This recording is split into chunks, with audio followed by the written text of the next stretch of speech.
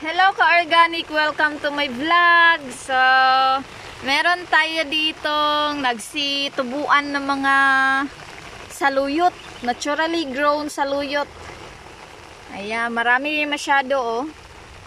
So, ang gagawin ko dito sa kanila, i-separate ko siya, kunin ko siya isa-isa, and then ilipat ko sa isang place. Kasi pag ganito, dikit-dikit, hindi siya magtaba masyado or yung na-overcrowded na kasi siya. So, kung mapapansin ninyo, may mga maliliit at saka may mga matataas rin. So, ito pag magtaas ito, matabunan itong mga maliliit.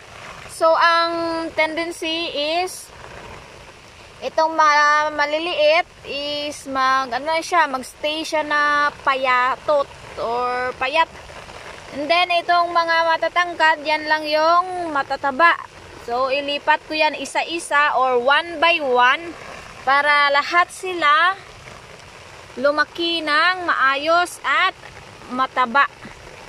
So, ayan. Overcrowded siya or siksikan, punong-puno. Ayan, oh. Medyo marami-rami ito siya. So, tara, tingnan natin yung gilipat ko one by one. Yung gilipat ko na ito, yung saluyot. Punta tayo doon.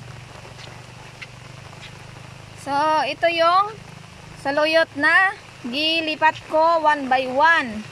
Ayan, kung mapapansin ninyo, mga matataba. Ayan, oh. Matataba sila. Kasi nga, hindi sila dikit-dikit. So, ayan oh. Yung distance ko sa kanila.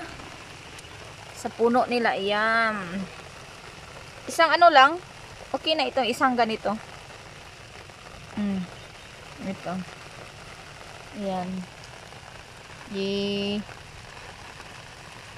Binigyan ko talaga siya ng time na ilipat na with distance siya. With distance para makalaki sila masyado. Ayan. Naturally grown or organically grown saluyot. Ayan, oh. So, yun lang muna for today's video. Thank you for watching and see you to my next vlog. Go organic!